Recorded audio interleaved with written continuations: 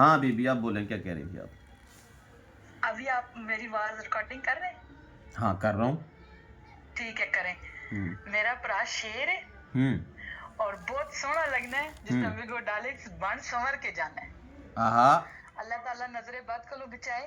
आमीन आमीन। और नकली भी तो शेर बने, जे असली शेर लगे तो प्या लगे ना। हाय हाय हाय, वेरी गुड। बहुत प्यारे लगने में उस दिन, जिस दिन वाइट कलर का कुल्ला पहना सी और विगो डाला खड़ा सी, फिर तुसी गए हो किधर भी कम। हाँ अल्लाह ताला दुश्मन ज़ेर हों और सज्जन टेर हों।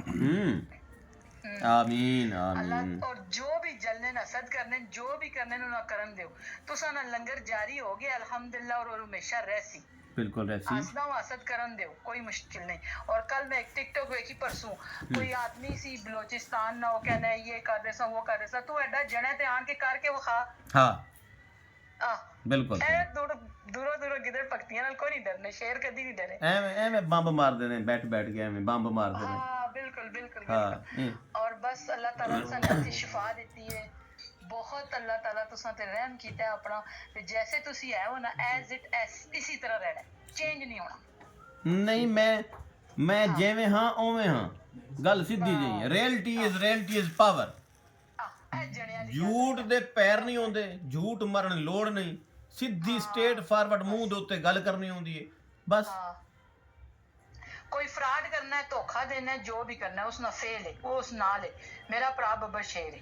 आप ये गल दसा मैं तेनू, गल है कि कूड़ मरन दी ते फराड दी मैनू हुण लोड़ भी नहीं। बिल्कुल मैं दसा क्यों। एक ते मैं रियलिटी ते सच दी ताकत, समझने को नहीं।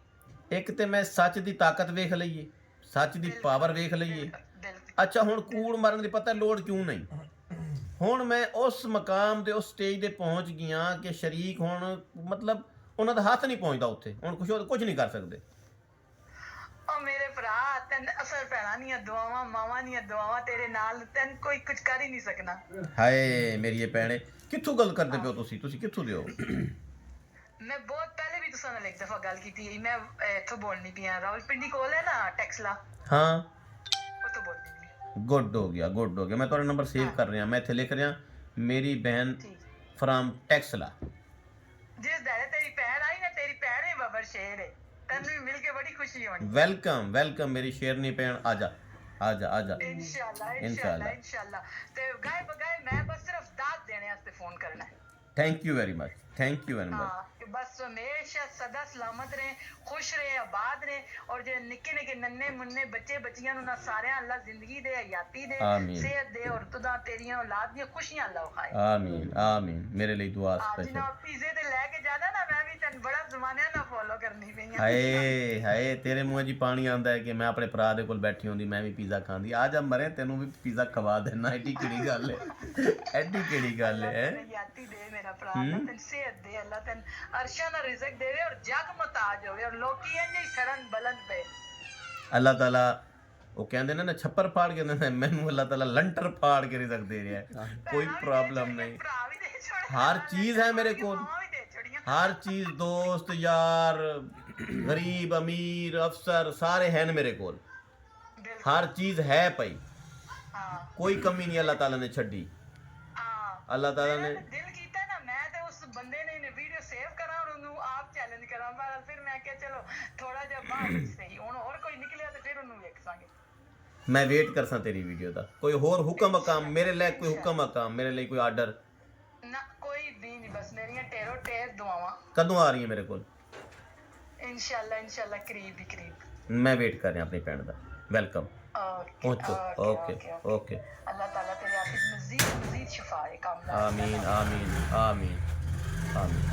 वो लोग पता नहीं कैसे लोग होते हैं, लानती लोग होते हैं, जो अपने इश्क की बुनियाद पहले बाजी करके बाजी मेरी बहन, और फिर आगे बढ़ते जाते हैं और फिर एक दिन कहते हैं मुझे आप पसंद आ गई हैं और आई लव यू।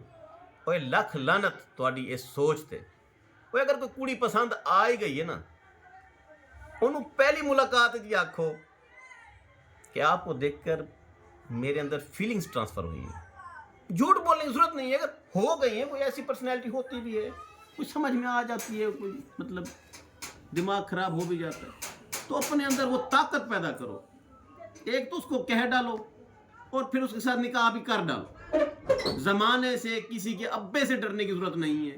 جس نے آپ کے ساتھ رہنا ہے نا، جس نے چلنا ہے وہ تو چلے گا، اور جس نے نہیں رہنا نا اس کے بعد ہزاروں بہانے ہوتے ہیں. دو باتیں میری ہمیشہ یاد رکھنی. یہ جو مرد ہوتا ہے نا، مرد، یہ جب ہاتھ چھڑا کے جانے لگے نا اس کو پکڑ لینا ہے، ٹھیک ہے، خفا ہو کے جانے لگے. مرد میں سے کوئی آپ کا دوست یار ہو سکتا ہے، کوئی اینیمل. جب زنانی جانے لگے نا اس کو نہیں روکنا، وہ اپنے جانے سے پہلے جا چکی ہوتی ہے. اور زنانیوں میں، لیڈیز میں، جب لفظ بہن آپ بول دیں، بہن بھائی کا رشتہ جب بنا دیں، اس کو قبر تک پھر بہن ہی سمجھنا ہے. آپ کے کنسیپٹ میں دوسری بات ہی نہ ہے. پھر برکتیں دیکھیں، پھر رحمتیں دیکھیں، اور پھر دعائیں دیکھیں. بیسٹ آف لک. شہزاد حکیم شجاباد زندہ باد.